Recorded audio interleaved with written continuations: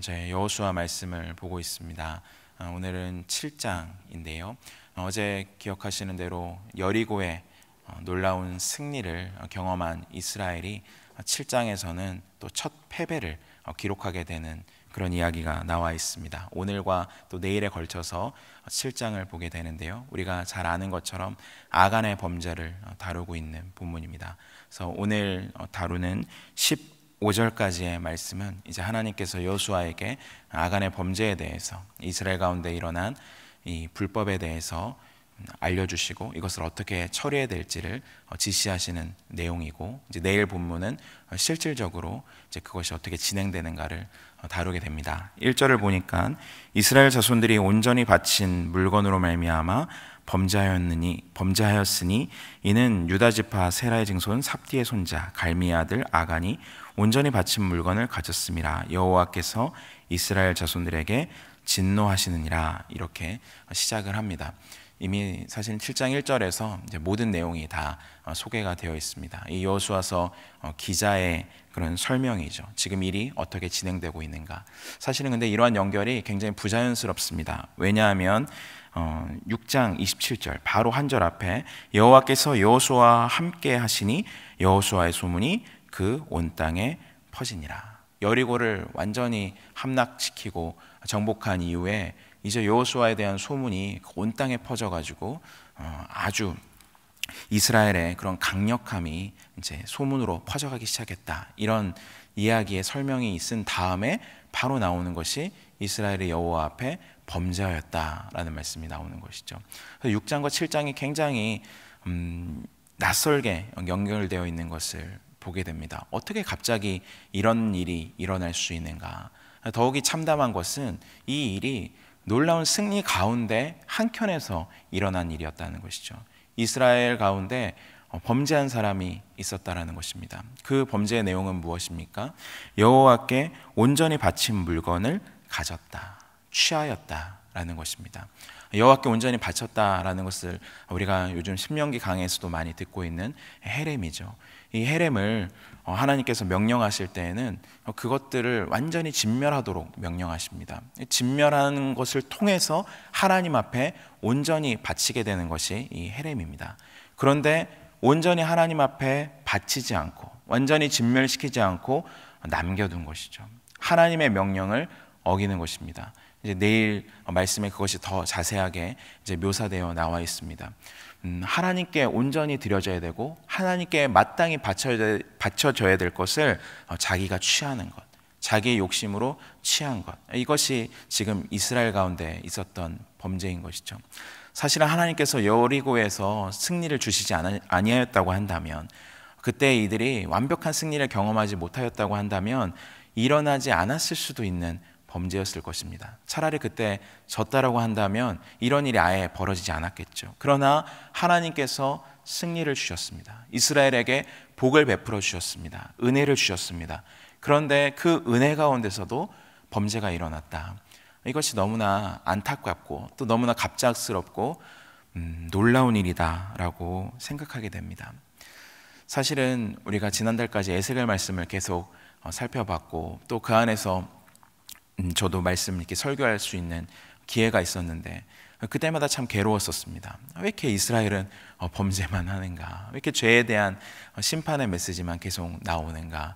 그래서 여호수아를 이렇게 읽는데 어제까지만 해도 좋지 않았습니까? 드디어 이제 승리하고 하나님이 함께 하셔가지고 그 소문이 온 땅에 퍼지게 되고 좋았는데 불과 한 절 사이에 이스라엘이 하나님 앞에 크게 범죄하여서 큰 위기에 빠지게 되었다. 이 설명으로 1절이 시작합니다.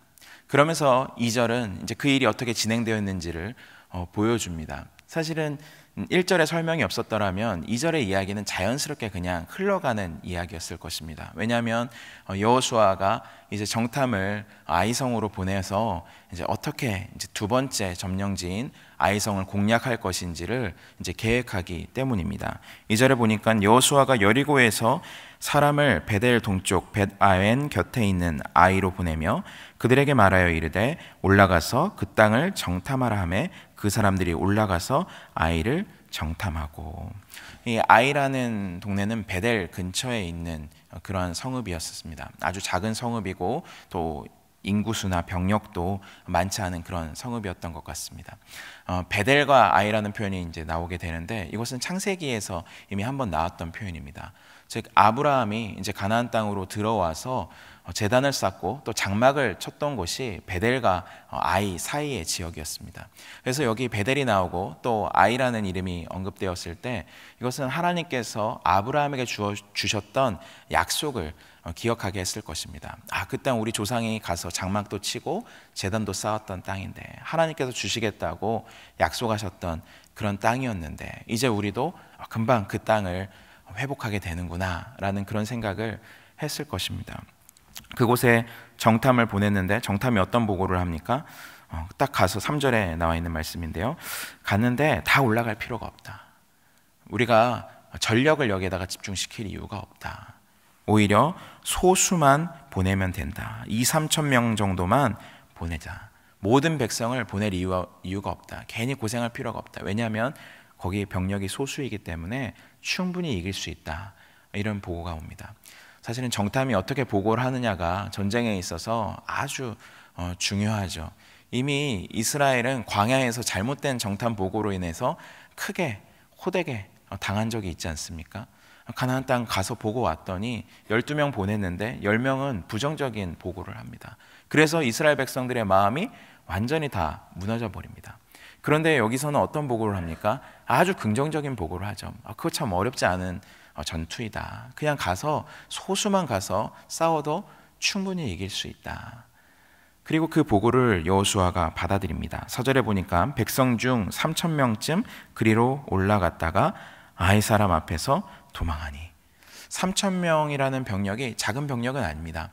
그런데 이스라엘의 입장에서는 소수만 보낸 상황인 것이죠.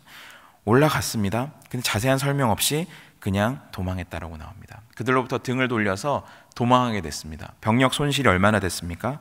5절에 보니까 아이 사람이 그들을 36명쯤 쳐 죽였다 이렇게 얘기합니다.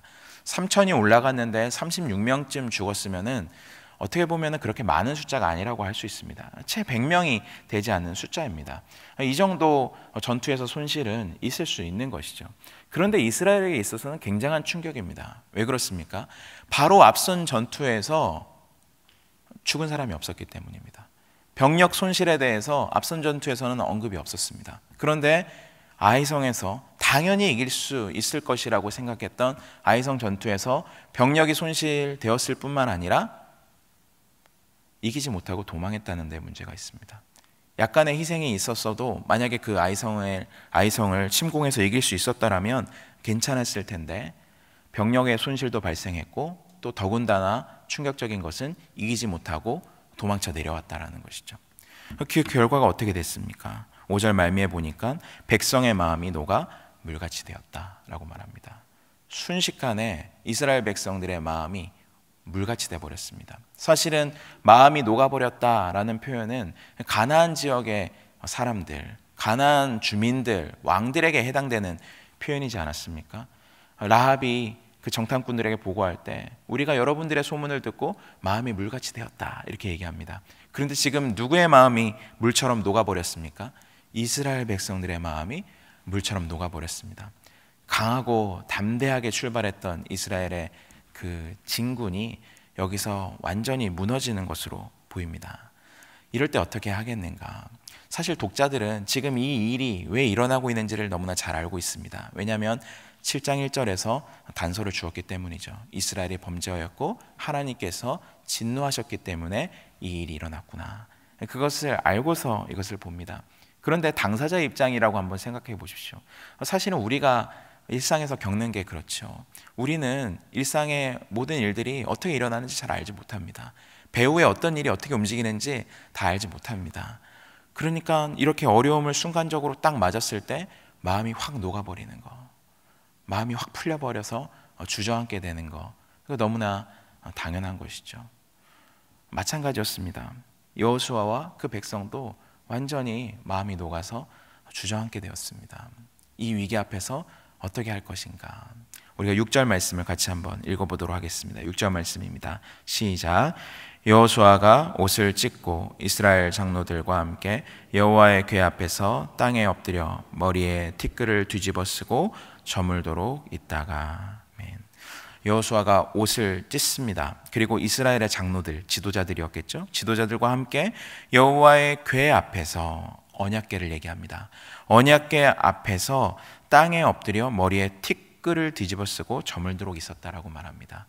전형적인 회개의 표현입니다. 그리고 탄식과 통곡, 슬픔을 표현하는 방식이 여기 나와 있습니다. 옷을 찢고 머리에 티끌을 뒤집어 쓰고 엎드려 있었다. 특별히 어디에 엎드려 있었습니까?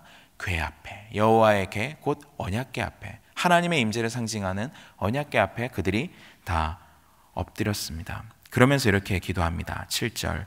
이르되 슬프도소이다. 주 여호와여, 어찌하여 이 백성을 인도하여 요단을 건너게 하시고 우리를 아모리 사람의 손에 넘겨 멸망시키려 하셨나이까? 우리가 요단 저쪽을 만족하게 여겨 거주하였다면 좋을 뻔하였나이다. 슬픕니다. 하나님, 왜 이런 일이 우리에게 발생했습니까? 라고 기도합니다. 근데 이 기도에 어느 정도의 불평이 담겨 있는 것 같습니다. 어떤 불평입니까? 차라리 우리가 요단을 건너지 않고 이전에 있었던 요단 저편에 머물러 있었다고 한다면 이런 일은 안 당했을 텐데, 이런 비참한 일을 겪지 않았을 텐데 지금 우리가 괜히 건너와서 이런 일을 당하는 것 같습니다. 불평 섞인 그러한 기도를 우리가 듣게 됩니다. 이것은 마치 광야에서 이스라엘 백성들이 원망하였던 말 같죠. 우리가 애굽에서 있었더라면 좋았을 텐데 괜히 홍해 건너서 가나안 땅 가겠다고 광야로 나왔다가 광야에서 다 죽게 생겼습니다. 어떻게 할 겁니까? 그때는 이스라엘의 지도자들을 향하여서 백성들이 불평하였습니다. 그런데 여호수아는 여기서 불평 섞인 그런 탄식의 기도를 하나님 앞에 드리고 있습니다. 그러면서 8절에 주여, 이스라엘이 그의 원수들 앞에서 돌아섰으니 내가 무슨 말을 하오리이까? 가나안 사람과 이 땅의 모든 사람이 듣고 우리를 둘러싸고 우리 이름을 세상에서 끊으리니 주의 크신 이름을 위하여 어떻게 하시려 하나이까 하니. 이스라엘이 원수들 앞에서 돌아섰다라고 말합니다. 돌아섰다는 것은 등을 보여가지고 도망갔다는 얘기입니다. 패배했다는 얘기죠. 패배했습니다. 하나님, 원수들 앞에서 패배했습니다. 이스라엘의 이름과 명예가 실추되어 버렸습니다. 이제 그들 앞에서 이스라엘은 무섭고 두려운 대상이 아니라 아주 쉬운 대상이 되어버렸습니다. 이제 우리가 짓밟힐 것이 너무나 분명합니다. 이제 어떻게 하시겠습니까? 하나님 앞에 원망하듯 그렇게 기도하고 있습니다. 그래서 사람들의 의견이 갈립니다. 이 기도가 여호수아의 불신이냐, 불평이냐, 아니면 하나님을 향한 탄식이냐. 제가 생각했을 때는 이것이 다 섞여 있는 것 같습니다. 우리가 기도할 때도 그렇지 않습니까? 어려운 일을 만나서 특별히 기도할 때 하나님 앞에 원만 섞인 기도를 합니다. 하나님, 왜 나를 괜히 그 일을 하라고 시키셔가지고 이런 어려움을 겪게 하십니까? 그런 기도가 있죠. 그런데 그 기도 속에는 또한 무엇이 있습니까?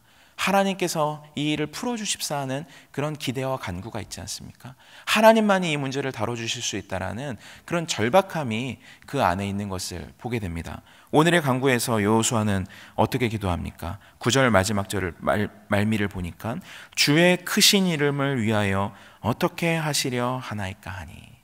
자기들의 이름에 실추된 이 일이 누구와 관련되어 있다고 말합니까? 주님의 이름, 여호와 하나님의 이름과 하나님의 명예와 관련되어 있다는 것입니다. 하나님은 하나님의 백성들을 여기까지 인도해 내셨습니다. 그리고 하나님의 백성들이 어떻게 되어가는가가 사실은 하나님의 명예에 커다란 영향을 끼치게 됩니다. 왜냐하면 주위 사람들이 여호와 하나님과 이스라엘을 동일시하고 있기 때문입니다. 그런데 만약 이스라엘이 여기서 무너져 버린다고 한다면 하나님의 이름도 하나님의 명예도 실추되는 것이 아닙니까? 하나님이 그거 어떻게 하시려고 그럽니까? 여호수아가 하나님 앞에 간구하는 것입니다. 하나님의 명예를 위해서라도, 하나님의 이름을 위해서라도 우리를 살려주십시오. 기도하고 있습니다. 이 기도를 어디서 했습니까? 이스라엘의 장로들과 함께 여호와의 궤 앞에서, 하나님의 임재 앞에서 엎드려서 기도했습니다. 절박한 마음을 가지고 간구했습니다. 특별히 여호수아는 지금 이스라엘 백성을 이끌고 있는 지도자이지 않습니까? 지도자로서 이런 실패를 경험했을 때 어떻게 반응하느냐? 여호수아가 잘 보여주고 있다고 생각합니다. 사실은 모세도 마찬가지였죠. 모세도 어려움이 생겼을 때 먼저 엎드렸습니다. 먼저 여호와 앞에 엎드렸습니다. 언약궤 앞에 엎드렸습니다. 하나님 앞에 엎드렸습니다. 담임 목사님이 늘 자주 사용하시는 표현으로 넘어져도 엎어져도 십자가 앞에 엎어져라, 그런 말씀하시는 것들이 기억났습니다. 우리가 어려움 당했을 때 어떻게 해야 될 것인가, 우리의 마음이 물같이 녹아버리는 일을 우리가 만나게 됐을 때 어떻게 해야 될 것인가, 오늘 이 7장의 말씀이 잘 보여줍니다. 여호와 앞에 엎드려라. 하나님 앞에 엎드려라. 그분 앞에 원망과 불평을 갖고 나갈지라도 하나님 앞에 먼저 엎드려야 된다. 주님 앞에 호소해야 된다. 그분의 이름과 명예와 언약을 걸고 기도해야 된다. 그것을 오늘 성경이 우리에게 가르쳐주고 있습니다. 여호수아의 기도에 여호와 하나님께서 이렇게 응답하십니다. 10절 말씀 보니까요, 여호와께서 여호수아에게 이르시되 일어나라, 어찌하여 이렇게 엎드렸느냐. 얼굴을 땅에 푹 쳐박고 그렇게 기도하고 있는 여호수아에게 하나님께서 말씀하십니다. 일어나라, 어찌하여 엎드려 있느냐. 일어나라는 명령이 여기서 한번 끝나지 않고요, 13절에 한번 또 나옵니다. 너는 일어나서 백성을 거룩하게 하여 이르기를 너희는 내일을 일을 위하여 스스로 거룩하게 하라. 하나님이 여호수아에게 일어나라고 2번 말씀하십니다. 오늘도 엎드려 계신 분들께 하나님께서 일어나라고 말씀해 주시는 그 음성을 듣는 하루 되시기를 축원합니다. 엎드러져 있습니다. 이스라엘은 끝난 것 같습니다.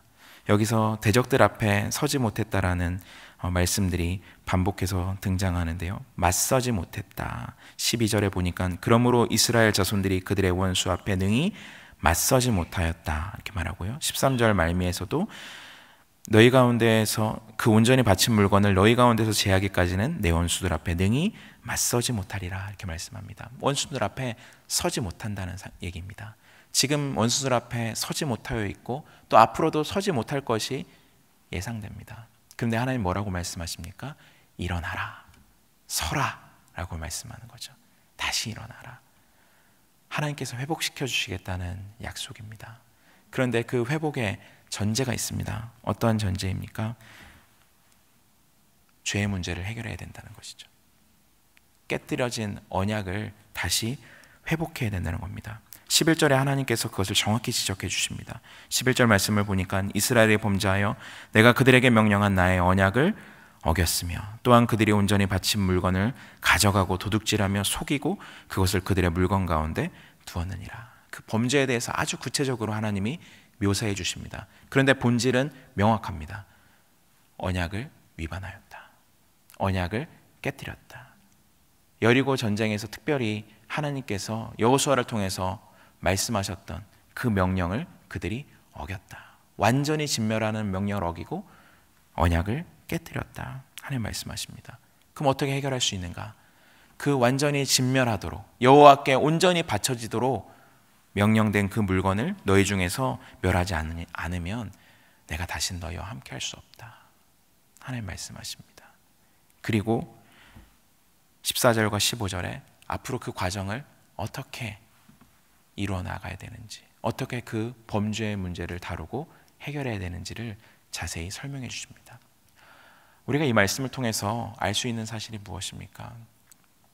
하나님께서 우리와 언약을 맺으셨다라고 했을 때, 하나님의 백성과 언약을 맺으셨다고 했을 때 그 언약 관계라는 것이 우리가 오늘날에 생각하는 것처럼 쌍방 간의 계약과는 상당히 다르다는 것입니다.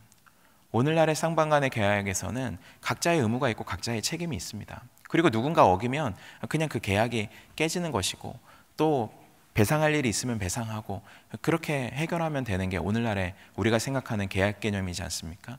그런데 이 하나님과 인간이 맺는 언약은 그런 방식이 아니라는 것입니다. 분명히 여기서 하나님께서 보여주듯 이스라엘 백성이, 인간이 하나님과의 언약을 깨뜨렸습니다. 그리고 언약대로라고 하면 이스라엘은 여기서 그냥 끝나면 되는 것입니다. 언약을 깼어?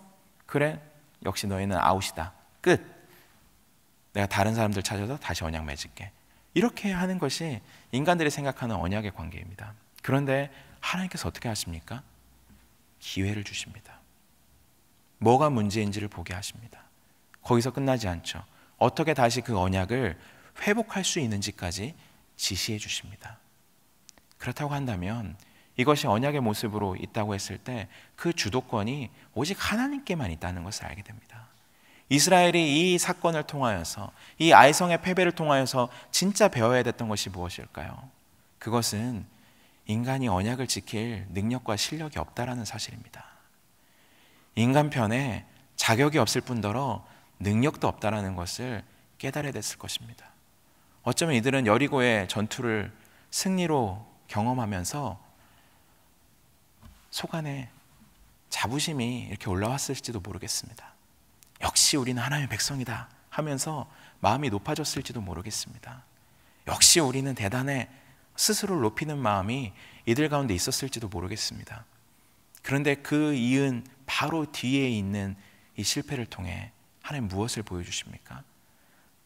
우리에게 실력이 없다. 이 언약 관계를 유지할 수 있는 것은 우리 편의 능력이나 실력, 우리의 신실함 때문이 아니라 하나님의 신실함 때문이구나. 하나님께서 언약하시고 하나님께서 그 언약 관계를 이끌어 가시는구나.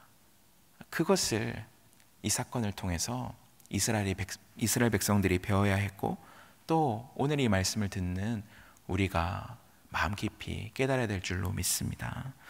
하나님께서는 여호수아에게 백성의 죄를 지적하실 뿐만 아니라 다시 회복할 것을 명령하십니다. 다시 거룩하게 일어설 것을 하나님께서 강력하게 말씀하십니다. 하나님, 우리가 엎드려 있는 채로 그냥 있기를 원하지 않으십니다. 먼저 엎드리십시오. 그러나 하나님은 반드시 우리를 일어나도록 이끄실 것입니다. 오늘도 우리가 주님 앞에 간구하며 나아갈 때 우리의 죄를 주님 앞에 자백하고, 주님 나를 불쌍히 여겨 주옵소서. 주님의 이름 때문에, 주님의 언약 때문에, 그리스도 예수 안에서 보여주신 하나님의 그 신실함과 사랑 때문에 주님 나를 일으켜 주옵소서. 오늘도 다시 한번 일어날 수 있는 용기와 힘을 나에게 주시고, 하나님 앞에 정결하고 거룩하게 서는 나 자신과 우리 교회 공동체에게 되게 하여 주옵소서. 그런 기도로 나아가는, 그리고 일어서서 다시 세상 속으로 나아가는 오늘 하루가 되시기를 주님의 이름으로 축원합니다. 같이 기도하도록 하겠습니다. 하나님 아버지, 주님의 은혜와 사랑을 감사드립니다. 하나님, 저희를 일어서게 하여 주시옵소서. 저희가 주님 앞에 엎드려